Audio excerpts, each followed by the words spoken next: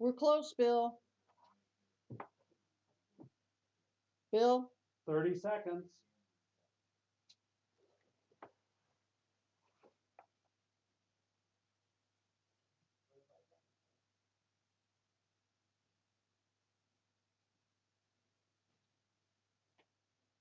Do you want a commercial break? No, but I have to do a station ID. She does her own commercials. 8 seconds.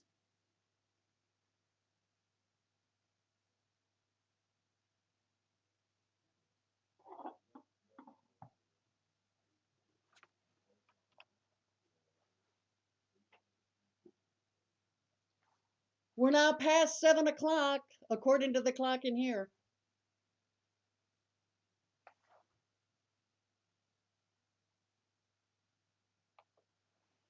This is Lansing Online News Radio with Bonnie and Bill. This is LCC Radio, WLNZ 89.7 here in Lansing, Michigan. On a cold and icy evening, we're going to be joined this evening, though we will have a hot time in the Old Town tonight as we talk about various things. We're going to be joined by Ingham County Treasurer Eric Schertzing, and we're going to be also joined by my colleague and good friend Darcy Greene from Michigan State University, talking about her photo exhibit at the museum. And then later in the show, we're going to be joined by Mike Stratton, who is an area psychologist who apparently has a new renewed effort with a kind of blog or newsletter that he's doing these days. But Bill, first you had an announcement about somebody coming to Lansing here on Thursday that you think everybody should go see. That's my opinion. Yeah. Right. John Siegenthaler.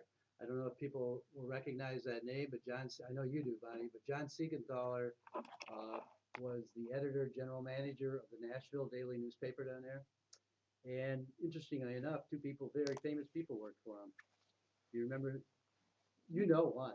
Al Gore and Tipper Gore. Oh. They directly worked for him. Oh. But Siegenthaler is mostly noted, other than they won the Pulitzer Prize for their civil rights reporting. He was a very liberal Southern journalist. He was assigned or asked by Bobby Kennedy to be the man on the ground during the civil rights movement, which put him in many times in great threat of his life, and he was beaten very severely several times, hospitalized. But he is going to be at Michigan State University Thursday of this week, and it's at 4 o'clock at the Kellogg Center. And you just go in and you'll see a sign for it. But I think Siegenthaler, in his deep roots in the South and his deep roots in the civil rights movement, is a person that's worth hearing. Who's bringing him in? Because it's Black History Month, so it's a celebration of the Black History Month. Okay. Now, he was also famous for being a person who was misrepresented on Wikipedia. Exactly. Yeah, right? Tell them that story. Well, if I can remember most of it, well, they made him into a racist on Wikipedia. I think they blamed him for the Kennedy assassination at one point. And he couldn't get it changed. Right. Even though it was. Well, every time he changed it, they'd change it back. Even though it's his Wikipedia entry. Right. Yeah. So, and he kind of revealed that, and I think it gave people some understanding of how Wikipedia works. Well, it also doesn't work. It changed. No, well, it led to a change in policy. Where they'll lock certain controversial ones now, because there was a concerted group that would go in, and the minute he would rectify the record, they'd be on it like 10 seconds later and change it back. And a friend alerted him to it. He didn't even recognize it. I don't think he was hanging out on Wikipedia. No, he probably wasn't reading his Wikipedia. How old is Siegenthaler now? Do you have any idea? He's got to be in his late 70s. Okay. He must. He's got to be. Must be. Right. I mean, he may have been young in that era, but time does march on. He couldn't have been too young though. Yeah. Because he'd already made his name in journalism, so he could be in his 80s. Well, it'll be interesting to see. So, what room is he in? I'm not sure what room he's in, but it's a large auditorium. Oh, good, because I would think he would draw quite a crowd. He should. If people recognize who he is and what he did in his life, and he was a great personal friend with Bobby Kennedy. Oh. Well, the only news I have to throw in the hopper is that it was exciting today on campus when an erroneous report went out that there was somebody at Bessie Hall who with a gun. And so it turns out we've discovered all sorts of little glitches in the MSU system where a lot of people didn't get message 1, which said there was a gunman, but they did get message 2 saying there wasn't, which sort of baffled you. Now, how did you get that message? Well, see, there were problems. I didn't ever get it in email, but the text alert system where you register your phone, which many of us had done, for some reason, many of us on that system didn't get the first message. We did get the second. My husband got a phone call at home telling him there was no gunman, but he'd never had one telling him there was, so it was a bit confused. Now, Students can register for that also, can't they? Oh, yeah, it's automatic, but, Do you know how students responded during the day? well, they were, I mean, it was during my class, so I Right. could tell, So and they, how- they came up and said, hey, what should Oh, we okay, do? so they were. And it brought up, because a few weeks ago at the time of the Purdue Gee, shooting, I wrote an gee. article about how I felt we were ill prepared on campus for some of this because we haven't had much training. And I can tell you, if you had to then start searching for the PDF on the MSU website that said what to do if there's an active shooter, you would probably be Swiss cheese by the time you were brought around. Don't you think it should just come up? Well, and it wasn't they even do- linked off the They homepage. can't do that. So during the time that they still thought there was a shooter, they didn't even have it on the homepage. And I mean, that's a real problem. And, nobody's going to be reading a PDF then and saying, by the way, let's do step 4. This is the kind of thing for which you have to do training in advance. And you Oh, have to I'm really. surprised the kids didn't freak out. I've been out of there. Yeah, well, I mean, my kids, we just decided that we were just going to stay where we were and keep the door closed because Bessie was a long way away. I mean, what do I do? Release them and have them run right by there in case there's a shooter on the move? Somebody else, a good friend of mine in engineering, pointed out that they say, well, barricade your door with heavy furniture. I have news for you. All the furniture in my rooms are bolted down. What would you guys just pile bodies against it? No, there's nothing you could. So it was quite an exciting little afternoon. Well, it's interesting. Like 3 weeks ago, you wrote this story. Yes, yes. Well, maybe it will gain some attention now, and maybe we'll get a little training. What is the emergency plan? We've heard that before. Yeah, there seems to be sort of an echo of that echoing through the community. But we won't put our first guest on the spot with that one. We're going to invite now Eric Schertzing, the Ingham County Treasurer, who comes and visits us once a month. And he has brought A new sign. a new sign. Look at that. Isn't that For those of cool? you who are watching the webcast, remember that if you go to LansingOnlineNews.com, you can see the live webcast. We'll archive it later up on YouTube, but that is a cool looking sign. What is that? Another project, Saving Lansing's History. Well, so this is one of the partnerships. This is the county treasurer side before I get the land bank hat on. And last year, which I think this is the first time a treasurer has done this in the state, at the auction, we had an 1875 farmhouse that was tax foreclosed in a 1900 kind of foursquare up in old Northtown. By my house. Yep, on Ohio. And we put for the auction a restrictive covenant on both of those properties that the exterior renovations had to be in keeping with the Secretary of the Interior standards at the federal level. Oh, really? And that's not the expertise of the county treasurer. So of course we have partnerships, Preservation Lansing, Gretchen Cochran, and all those wonderful folks. Yeah. And then Michigan Historic Preservation Network. So, the treasurer is helping them build their capacity to be able to take on more preservation projects. And they're monitoring for me the restoration and renovation of both of these houses. Wow. And it's, it's going to be this ongoing thing. We'll see how it all develops. But as part of that, at the May Michigan Historic Preservation Network Conference, which is going to be in Jackson, we're going to give a presentation on it to let folks know what some of the powers are that treasurers have that they may not be using or may not be aware that they have. So you just signed this executive order like Obama that put this covenant on the. No, what's the process? Well, what are we always looking for? Good outcomes. And so I think as public servants or folks in leadership positions, if you do something good, people cut you a lot of slack. And we really know that that's true. So we're trying to make sure, first that when we do an auction sale, we don't cause any harm. And one way to not cause harm is things like owner occupancy covenants, which we've been doing more and more of.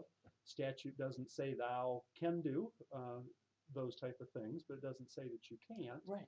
And we're talking, we had a legislative conference for the treasurers earlier this month, and we were talking about these type of tools to get specifically put in the statute as examples of some of the things one might do under your auction rules, bringing about a good outcome.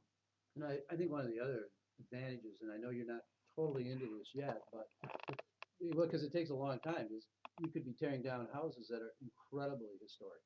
Because, for example, right now we're trying to figure out the Historical Society of Lansing. What's the oldest house in Lansing? Nobody knows. Yeah. You could accidentally tear it down. Now, do you have a database of properties, the preservation network? No? No, the president, no. None of this exists right now, and that's why I think some of these things were falling through the cracks. You know, LCC in some ways, it bugged them because it tore down one of the homes of one of Lansing's most famous residents, Arbaugh. Right. I don't think that house personally, I was in it quite a few times. I don't think it could have been saved. It would have been beyond help. But there are others around that I think we ought to get targeted so we know what they were, because they do create a history. A sense of place. I wanted to ask you, as a neighbor around the corner, does that matter to the people in the neighborhood? Very much. Does it? Yeah. Okay. We So, drive by it every day. and if there's a problem with it, obviously it affects your home values. Yeah, because it creeps. Yes. Yeah. Yeah. And you know, so doing this, I think, is going to add to the capacity for the Preservation Lansing. We've provided some funding so that they've got the what they need to train and to enforce the stuff. And how this all started out really is at the beginning of the tax foreclosure process, which is April 1st every year. We engaged Preservation Lansing to say, hey, so we spent a couple hours in my office one day going through all the pictures of the houses in Lansing that were foreclosed on by the treasurer. And, you know, we know what we know, they know what we know, what they know, and working together makes us both smarter. You know, the exterior quality of that 1875 farmhouse on the way to the airport on North Grand River is just breathtaking. I mean, I can't believe how nice a shape it is in. Wow. For its age. And so that setting is going to be preserved. So we're just looking to, you know, build the relationship and help them do more. And it's certainly part of placemaking and what makes Lansing So great age now. alone isn't the determinant of whether a property is salvageable or not. Oh no, not in the big picture of stuff, but you know that there are specialties on the historic side, so we're trying to learn and understand that better. And what's one of the bigger challenges? Is it finding materials that, well, you know, when you talk about the federal requirements with the Department of Interior prescribes, is one of the challenges finding building materials that conform to the old standards or that have the old, I mean, they used to use square peg nails. well, you know, you've got windows and all sorts of different. I don't think they're worried about the square peg nails unless you're really strict about it. But it's really that look. The look. You know, that you want to keep, and you want to do that with natural materials. You know, on that vein, this helps us expand into other areas, because there are properties that have to come down, and if they have beautiful molding and woodwork in it, then we're trying to find somebody to preserve it, to pull it out, to harvest the nice stuff out. Yeah. So we're beginning a process working with Preservation Lansing and the Delta Institute, which is a local kind of think tank on historic preservation and salvage work, to talk about how in this community, rather than us demolishing houses and sending them to the landfill, which is most of what we've had to do, how can we do deconstruction? How can we raise the public's and the community's awareness of deconstruction so that you're diverting from a landfill? And Delta Institute helped Cook County recently do an ordinance for that diversion process. So we're gonna start taking a look at that again as treasurer and as land bank, where we both have this joint interest in treating properties well. Take a look at how we can improve the community, build a market, and be able to sell some of this material rather than the alternatives. That's what I wondered, because you can take things like the molding and turn them into picture frames, and they have that historic value because you could say which house it came from.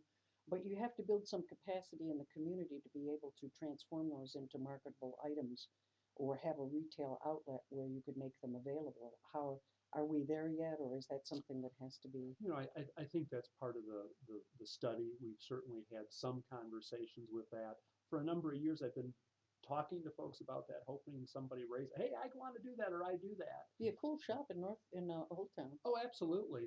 The conference room table that we use at the land bank is one that we had built by the folks, one of the folks in Old Town, from some of the harvested lumber. It's, you know, it's the old growth forest standing in our downtowns. Yeah.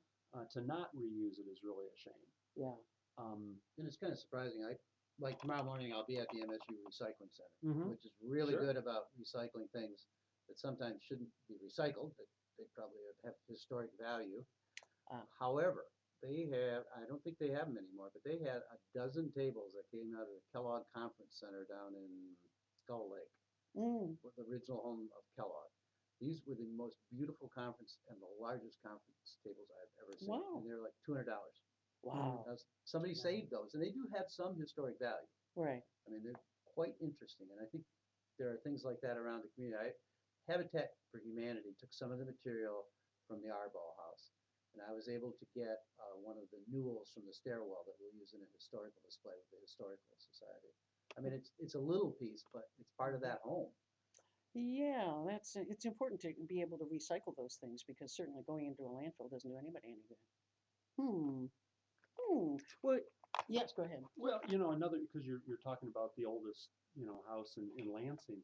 In Mason, we've got another project. This is the land bank going, where it's the old shopping guide building, the all done furniture shop on the south side of the courthouse.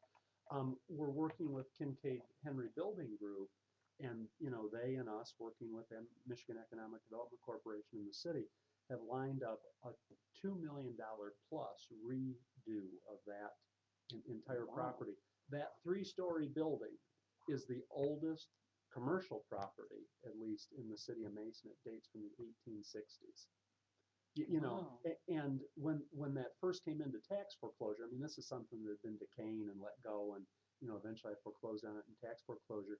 I think most people's mind was, tear it down, the old thing. It doesn't look very nice. Tear it down, and you just hate to think about doing that. And then as we researched it more, folks began to appreciate that, hey, this thing's been standing here for longer than Mason's been a town. We need to try to figure out what to do with it. 2 million? But to have to put over 2 million That's the cost of one banner at Sochi. if it's run by Vladimir Putin. But it's commercial on the first floor, and then there's going to be some apartment units that there's some funding to come in on. And what's really neat, we're going to gentrify Mason. I can see it coming now. What's really neat about the user is the third floor is a ballroom. And rather than turn that into apartments, the final usage, the commercial tenant, that's going to be a meeting in a special purpose room. So this beautiful tall ceiling ballroom, from the 1860s. Could you rent it for special events? They're going to privately own it. It'll be available, I think, for community events. Wow. I've already suggested the land bank wants to do its Christmas party there, whatever first year that's available. Yeah. Because we do that at one of the sites that we've renovated. There's things sometimes other than housing that need to be restored and sort of recovered. Like the Moores River Park pool is a very historic pool. It was the oldest continuous use public pool in the United States. Really? The design of it, the person that built it, and I can't remember his name, but he worked for the city of Lansing at the time. He designed it.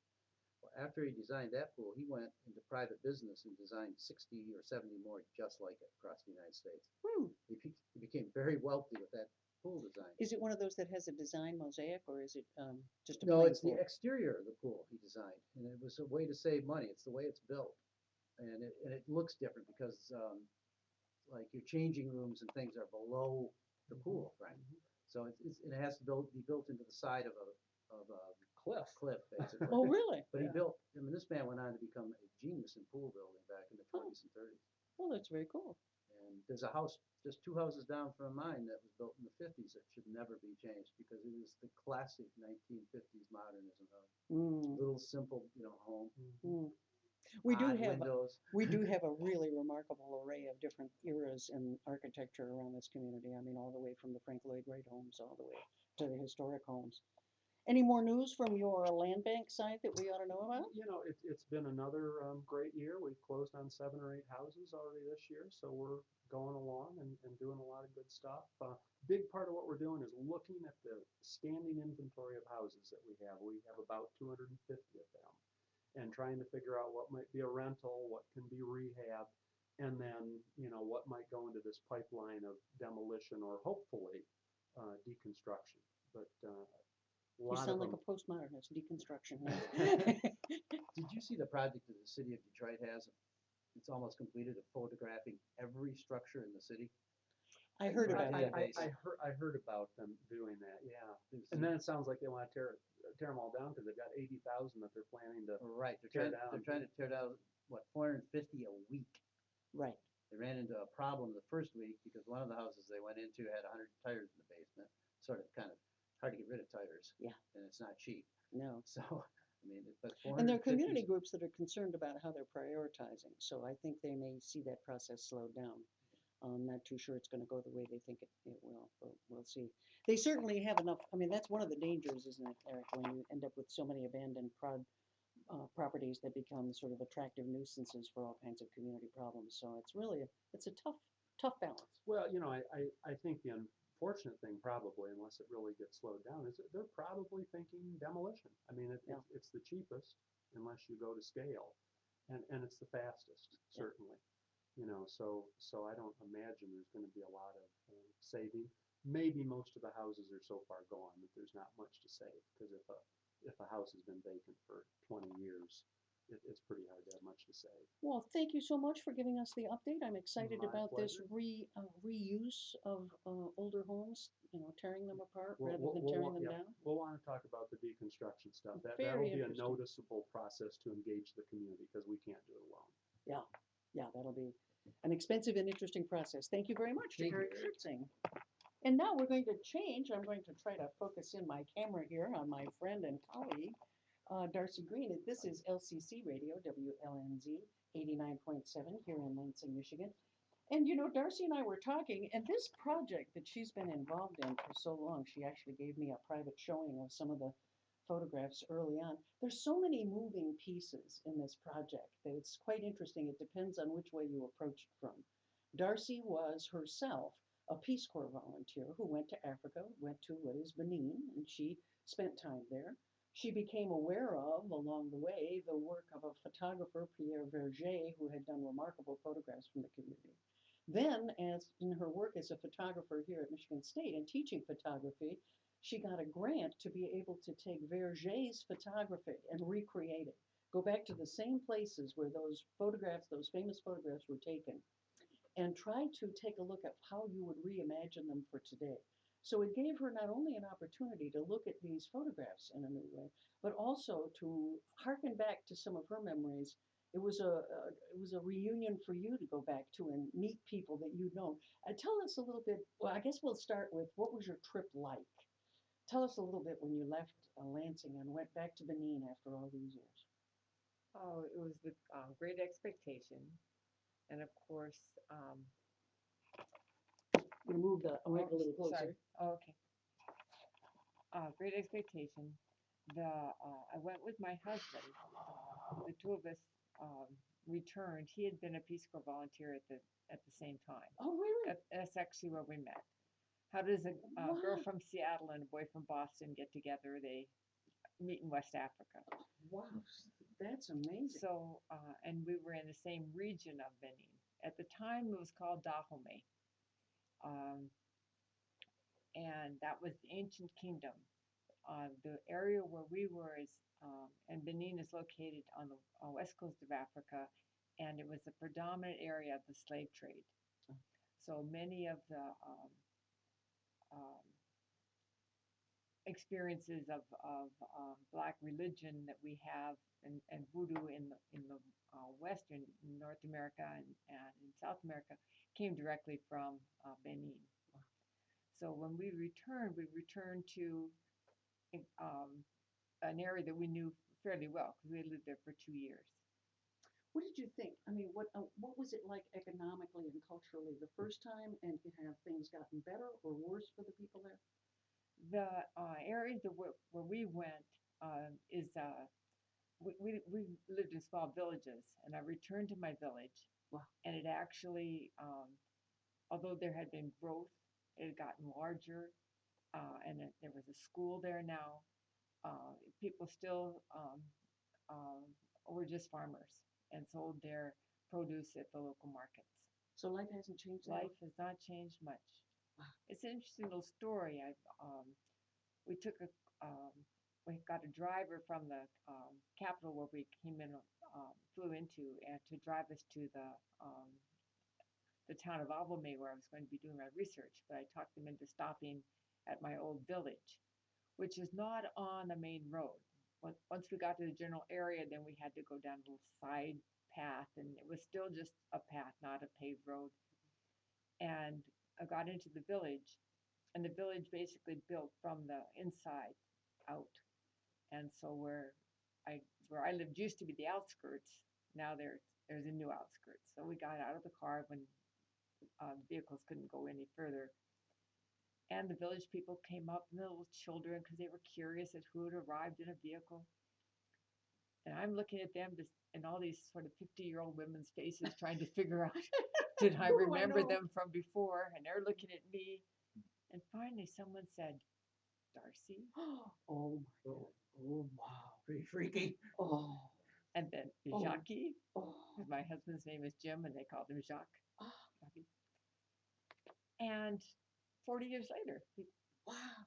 now Old home week. old home week, and sure enough, the woman who is my best friend 40 years ago was working out in the fields at the time, but word got to her that Darcy had returned, and so we had a reunion. Oh, that's It was That's just pretty remarkable. that's I've got a friend that very similar circumstance. She just went back to Africa too. Ah. And same kind of experience that she had over there. It was just pretty exciting. For It her. is literally going home again, isn't it? Because Yes. that was your home for 2 years. it was. Wow. Did you notice cell phones? Cell phones were ubiquitous. That's what I thought. I knew there was one change. That was a huge change. You just skipped over landlines, went right to cell phones. Yeah. And periodically, if you would go visit somebody, there'd be sort of graffiti on the wall. But then when I looked at them more closely, I realized they were cell phone numbers. Oh. You know, people would, what's your number? And it was very important. And they'd write them down with whatever they had frequently. It was just a little scratch on the side of the house. It's been such a great way too to give people tips on farming and tips on all sorts of things. I mean, it's woven right into the fabric of that. Yeah. 40 years ago, they had extension workers who would Right. come out and give lessons. And we witnessed 8mm films projected on sides of houses. Yeah. Now it's YouTube. I just on read the cell something. phone. That was a big. There was a whole industry in Africa doing that, where film people would go around and put up just as weekend films. Yes. I forgot what book I just read it in. I did not know about that. Wow. Tell me a little bit now about Pierre Verger and the kind of work that he did and what his experience was. What era was he there? How did he choose what to photograph? Okay. He was a very interesting person. Pierre Verger grew up in Paris. He was the son of a businessman, and he was never quite engaged in the family business, and was sort of at a loss in France. And by the time he was 30 years old, for various reasons, his family was gone. They died, and so he was free. And a friend gave him a camera, and he learned it. And he loved to travel. He loved to have adventures. So he just started out around the world. Wow. And he photographed and sent his photographs and sold them. So he was basically a freelance photographer. And this was in the 1920s. Wow, that was early. Yeah, it was 30s, early 30s, 1930s. So we're talking Bresson from France. France was at the forefront of a lot of Right. this kind of street photography. Cameras were smaller finally, where you could carry them more easily. You could use available lights. You didn't have to have the big flash powder anymore. Exactly. What Wow. camera did he use? I'm a He used Quinlan's reflex Rolleiflex. Rolleiflex. Because Darcy and I talked quite a bit about, well, how would she be able to find a digital camera that would be able to be useful to her and also recreate the same look? And that wasn't that easy. No, it wasn't. I looked all around because I wanted to have a square format. I wanted to have a low shooting angle. I wanted to be able to look down so I could communicate with the people without having to have the camera in my face. Yeah. And I actually did find a model of Olympus that did this. And it was small enough so I could carry it all day without tiring. So it was, I felt the camera I was able to get, and I certainly wanted to do digital, although I could have gotten film and a Rolleiflex, but I reproduced the image making without the having to use film. The marvels of digital cameras. It's hard to forego them when you can. But did it take you a while to adjust to not having the camera at your eye? I would find it difficult. I know I had a friend who used to use a Bronica, and that's another one of those that were any else. I had a Hasselblad. They're the ones you sort of carry at mid-body. Right. And that wouldn't have seemed comfortable to me. become comfortable for you? It did. Yeah. It did. How did it change your perspective? What do you think when you compare the photographs that he took? You would try to go to the same place. Well, what I did is, I mean, talking about power of photography, I did photocopies of his photographs that were taken in the area where I was returning. And I had, through a colleague at another university, I got the name of a research assistant. And he agreed to work with me, and we stayed in this compound. So instead of being at a hotel somewhere, we were living right in a African compound with his family, extended family. Wow. And every day we go off. Taxis are motorcycles.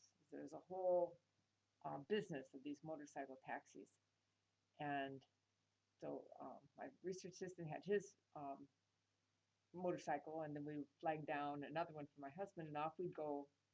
And he, when discussing what the project was, he identified a few people that might be good to talk to right away.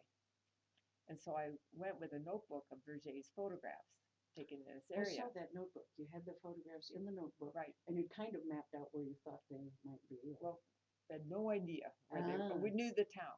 Okay. Verger was very clear on location. Okay. So we knew the location in the town, but not necessarily a specific place in town. Yeah. But we would go to people's homes and go through the greetings and all, and sit down, and they would start looking through the book. They'd say, "Oh, that's this, that's that, that's this." And Constant was just writing in there, so it's all annotated.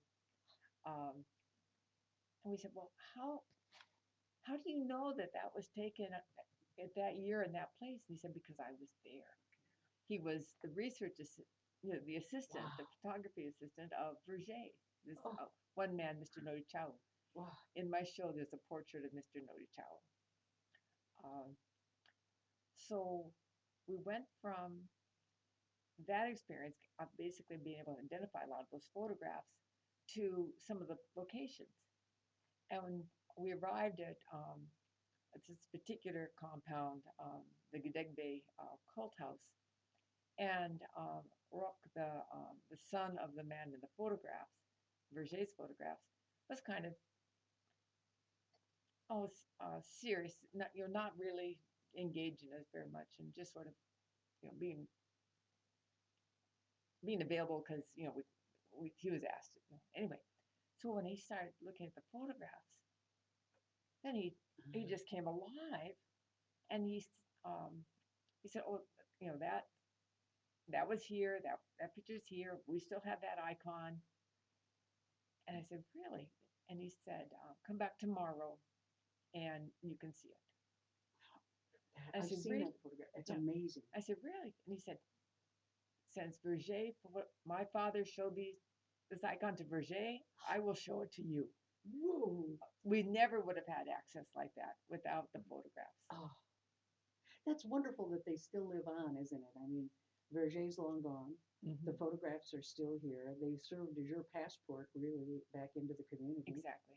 And you had an opportunity to, oh, God, it gives me chills. I mean, it's really the power of photography. It truly is. I mean, it just cannot be replicated, really.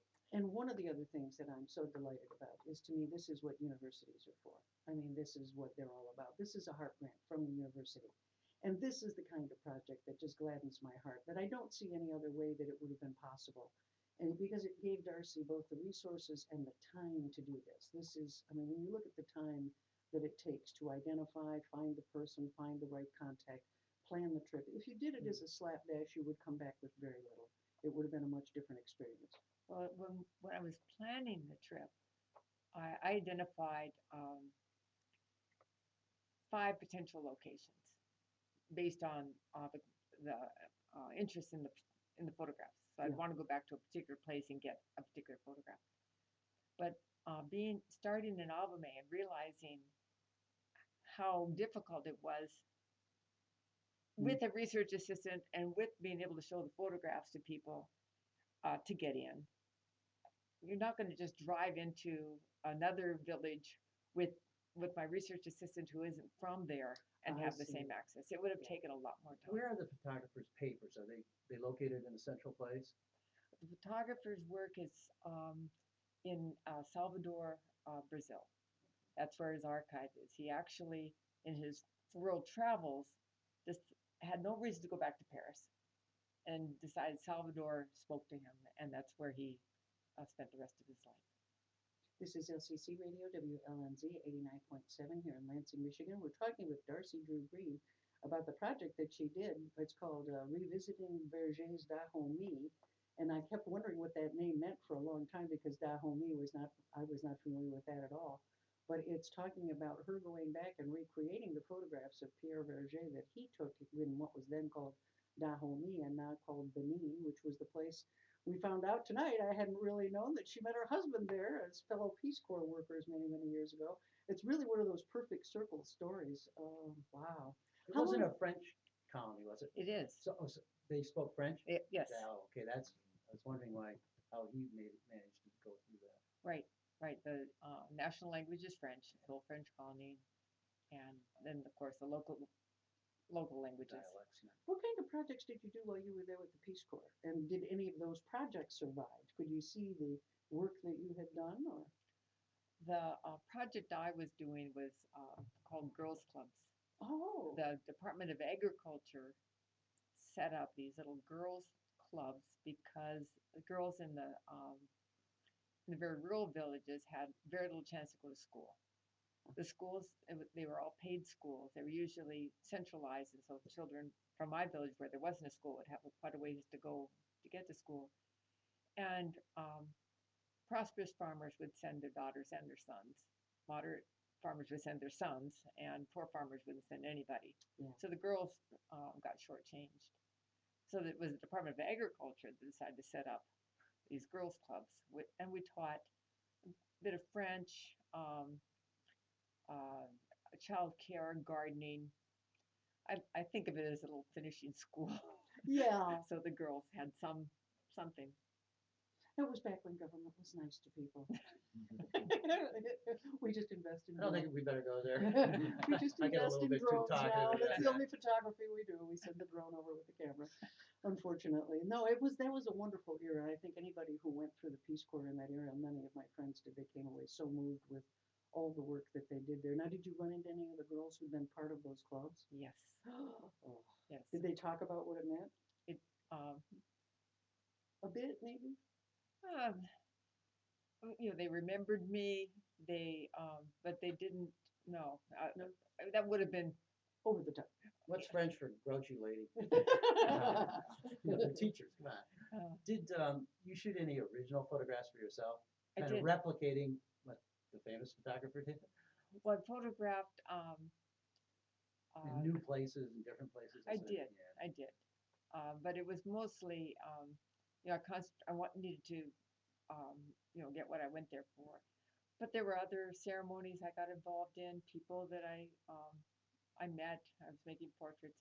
What I did is I took a printer, a small portable printer along, and extra ink and paper, and every night I would print and go back the next day and give back prints to all the people. And pretty soon the word spread, and people were very willing to have their pictures taken because they knew they would get some in return.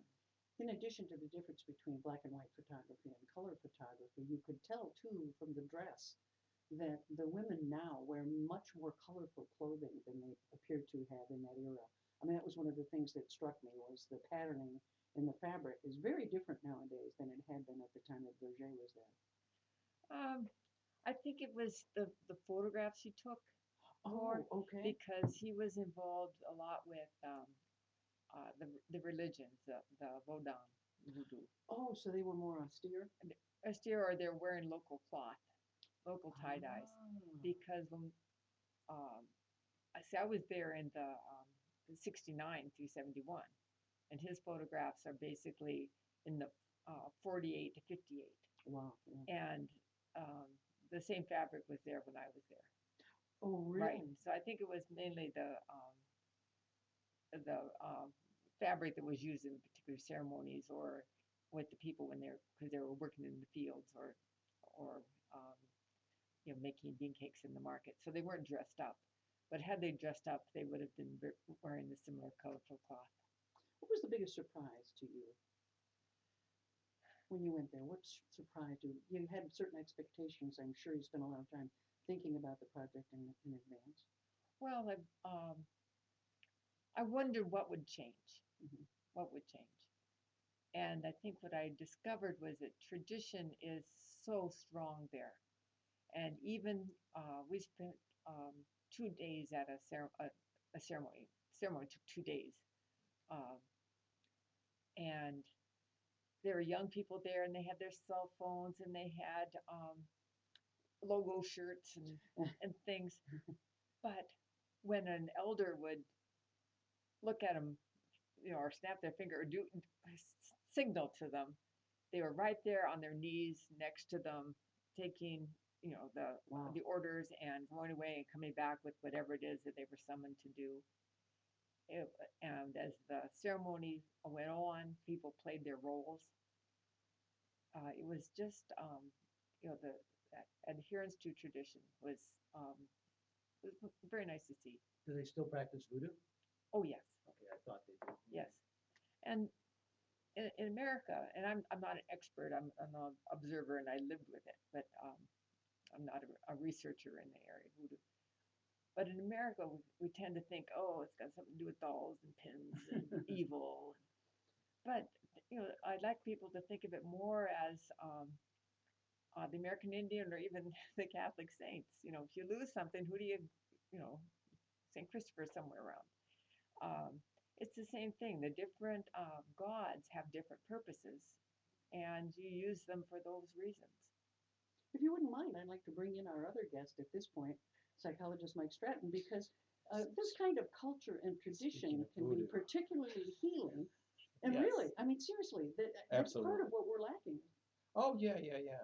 One thing I was thinking about was Carl Jung, who was one of the forefathers of psychotherapy, and how he would go to different cultures. And he was there with a lot of Westerners. I don't remember what the culture was that they visited, but the native people were singing and dancing, and they were, and someone said, well, what are they doing? And he said, they're raising the sun.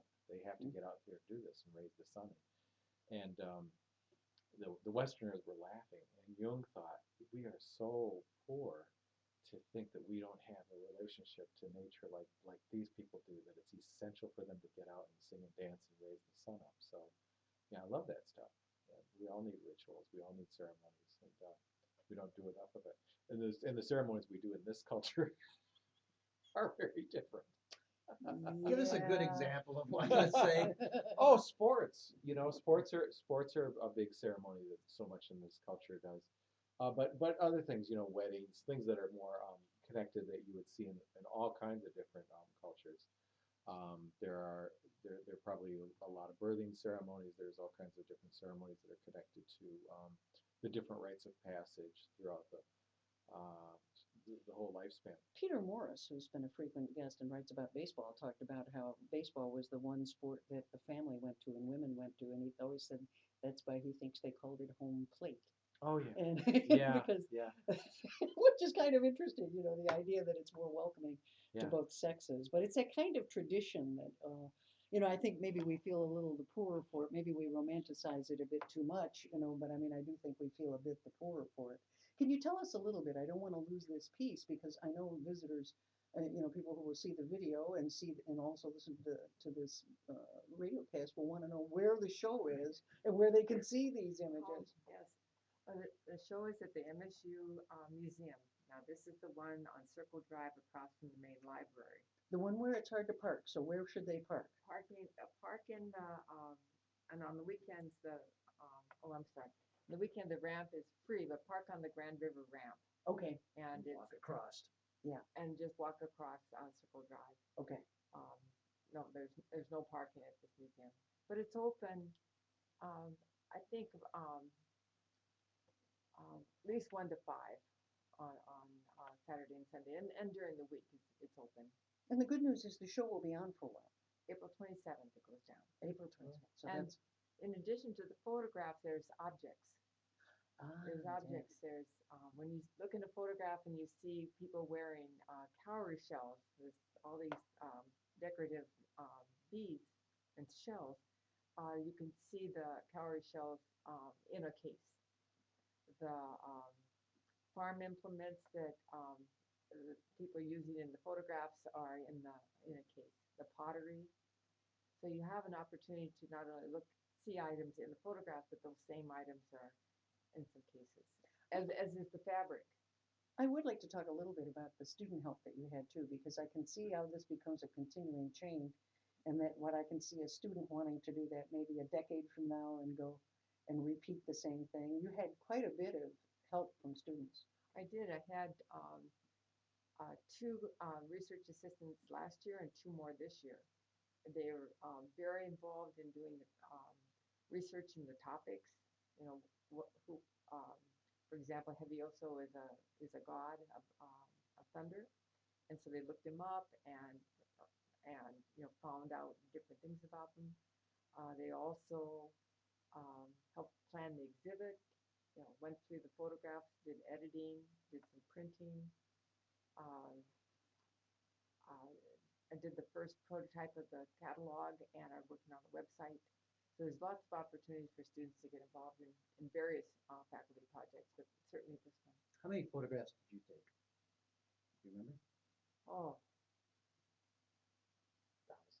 thousands. That's what I just want to get people the idea. It's not like 50, 60, 70 to narrow it down to how many in the show. In the show, there's 40, of which 16 are Vergés. You'll see the photographs side by side. His are in black and white, mine in color. And then It's there's a remarkable show. seven I'm going to go portraits. see it. Oh, it's fabulous. It is just fantastic. Fascinating. Look at any culture to do it in that way. Well, and I think we had invited Mike on to talk a bit about dealing with addiction in the culture. And in some ways, we're talking about an excess of first world problems. Oh yeah. That we don't have this cultural tradition where grandfather could just point a finger at you and say, "Don't do that anymore." And then somebody who's 16 years old will say, "I better think about that." That's a loss, isn't it? I was really struck by that, but what you were saying with the relationship to elders Yeah. in that culture, because it is very different here. It's very inverted, where Right. there's a kind of a disrespecting of elders in this culture. What's really valued very much is youth, from the marketplace through values and mores, and the access that young people have to how does a young person become an adult in this What culture. are those rituals? Yeah, in Africa, there are many different kinds of rituals where the men will take the boys away, and show them what it means to be a man. They'll go through rituals out there, right? And it's same with the women and the girls. And here, it's more like the kids gather together, separate themselves from the parents, and then do things to try to access the older generation. A lot of times dealing with substance abuse. A lot of times because they're not introduced to it kind of in a gentle way. It's like, no, you're not supposed to have a glass of wine with dinner. So they go out and they drink a bottle of wine, Right. which is what I used to do. Yeah. And get in trouble with it, so those kinds of things. This is LCC Radio, WLNZ 89.7 here in Lansing, Michigan.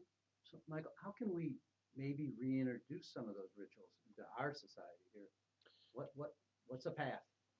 I was a consultant over at Lansing Catholic Central probably 15 years ago, and I was there for 4 or 5 years, and I would do a survey every year to try to get an idea of what's the whole range of substance abuse and how did it change and who developed problems and who didn't. And I would track these kids over the course of several years.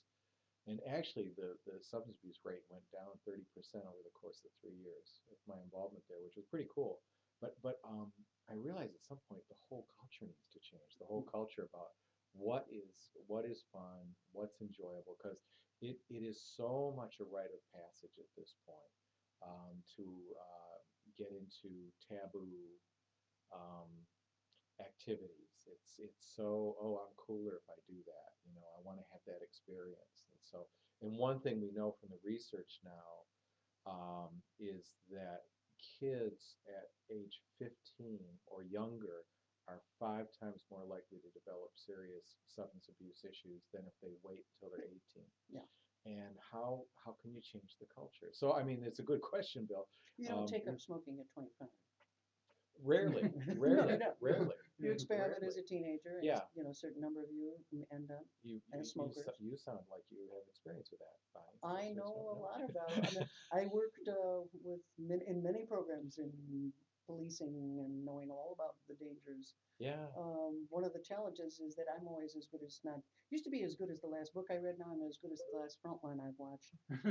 Last Tuesday night, Douglas Rushkoff had an hour-long special on Frontline that maybe I think is one of the most important shows I've seen in a decade. And the last one he did was in 2001 when he looked at young people and what's called cool hunting and how marketers were trying to identify what was going to be the next big thing among young people. Okay. He said the biggest addiction right now among young people is that social media has made them a living target for marketers.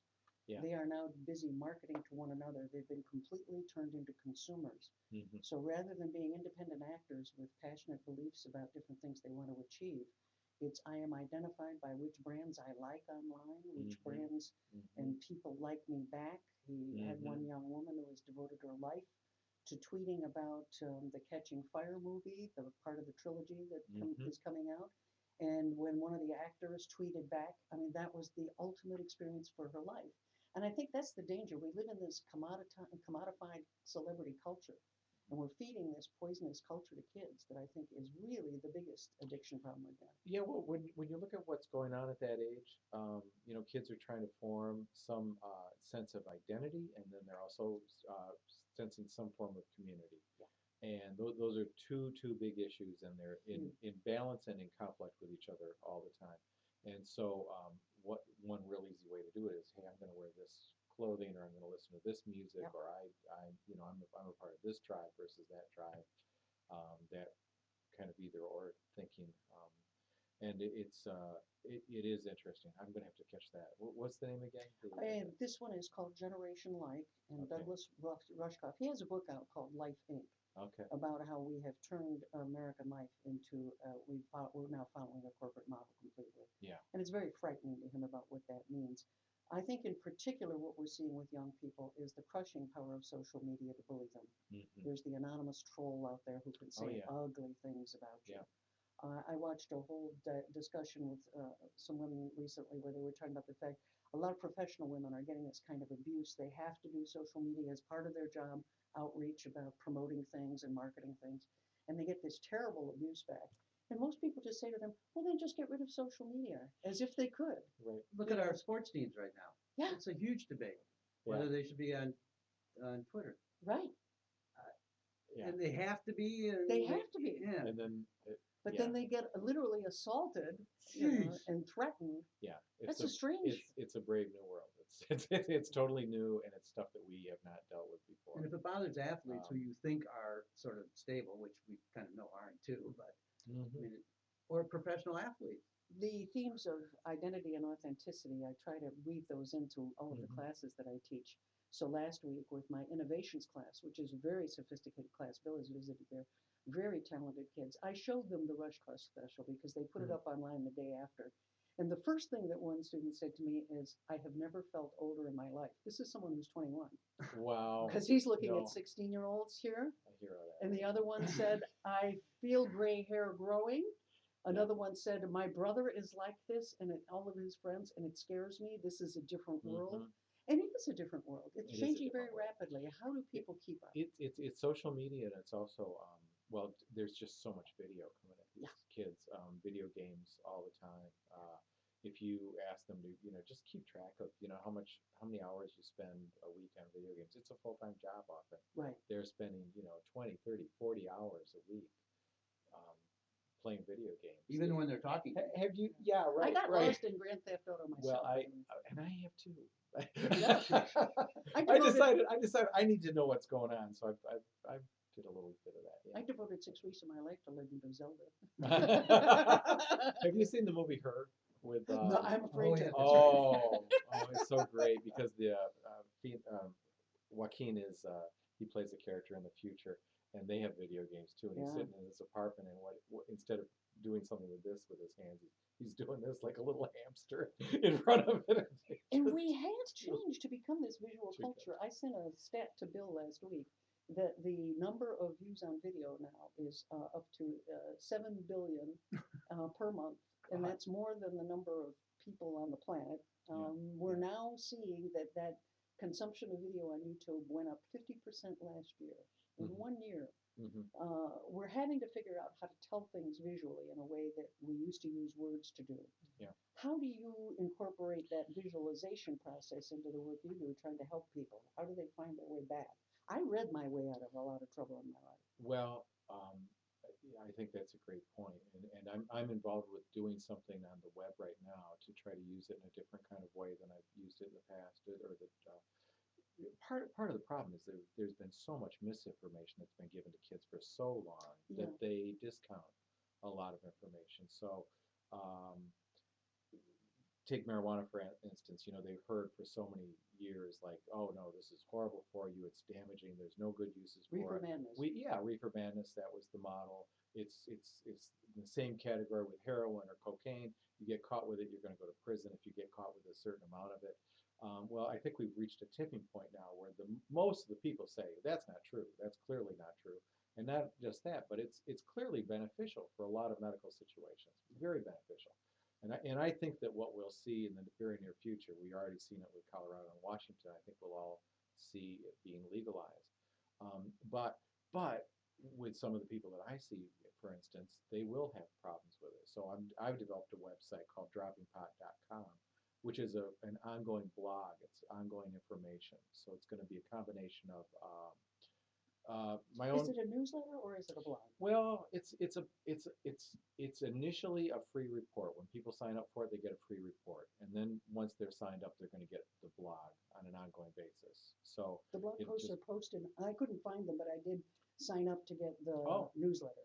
I send them out every Tuesday and Thursday. Okay, so you So- can't go read the old ones. Not at this point. Okay. No. Okay, And they that's need, not really a blog. and, then. and, I hate to and, tell you some, this. and some of them need to be edited You need anyway. to use another word. I there. need to use It's a an different word. e-news. It's an e-newsletter. It's an It's not a e-newsletter. blog. A blog is I can go to your site and I can read them there. Okay, I got to figure out how to do that then. Yeah. I'm Talk still to a learning bunch this. of young kids. They'll- Yeah, they will. They Well, will. talk to me and Darcy. Darcy and I do that. You know that. We do blogs, yeah. All right, that's cool. That's very I'm cool. always calling Darcy when I'm having trouble with the back end of our server. So Oh, that's very cool. All right, I'll have to do that for sure. So this is a different tool. It's a different Instead tool. of having Operation Dare go into the schools and terrify the children. don't even Right. talk about there. Right.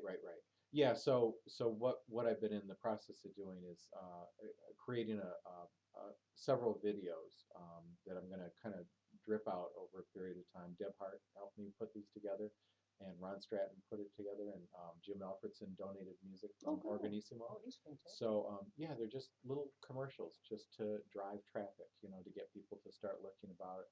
And it's getting some very interesting play from different people that are looking at it and saying a range of, this is me, this is very helpful to look at this, what do I do next, what do you recommend? I've been responding right away to those requests, although eventually it'll go through the whole thing.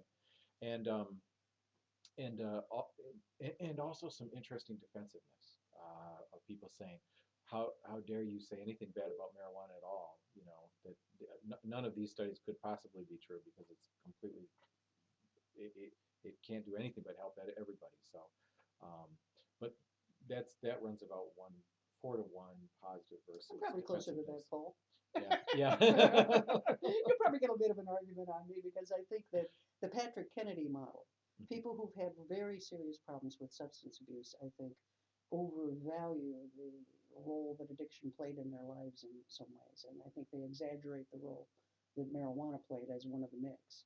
Of all the drugs, it seems to me marijuana is the most benign. Certain people can have problems with it, but it's not certainly nothing compared to what we've seen with the hard drugs of heroin and cocaine. Definitely. Yeah. Definitely. We kill about 3,000 a year with heroin and cocaine overdoses. We've never killed anybody on pot. Right. But you know what we're really killing them is prescription drugs. Well, prescription drugs are big. Cigarettes are big. Oh, huge. Alcohol is big. Alcohol. what Nasty. I tell people is that marijuana is not going to destroy your life. It just kind of hits the pause button if you have a real serious relationship with it.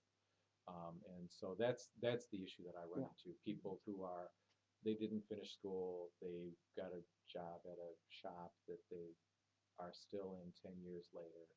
And I'm one of those people. I was one of those people myself who got hooked on it, and took me 15 years to get off of it. So, yeah. It can happen. We Yeah, can do it to almost definitely. anything, including a cell phone. Yeah. Oh, yeah, yeah. I got to check this Well, out. I hope that people will come and join us next week, and I hope that they know that they need to see that Darcy Greene show at revisiting Verger's Dahomey at the MSU Museum. And we'll see you next Monday night at 7 p.m. This has been Lansing Online News Radio with Bonnie and Bill, LCC Radio, WLNZ 89.7 here in Lansing, Michigan. See you next week. Thank you. Speaking of that, my phone was going off the whole time. Oh, was it? Boy, are you good, Bonnie. No. I just knew where we He tracked the time.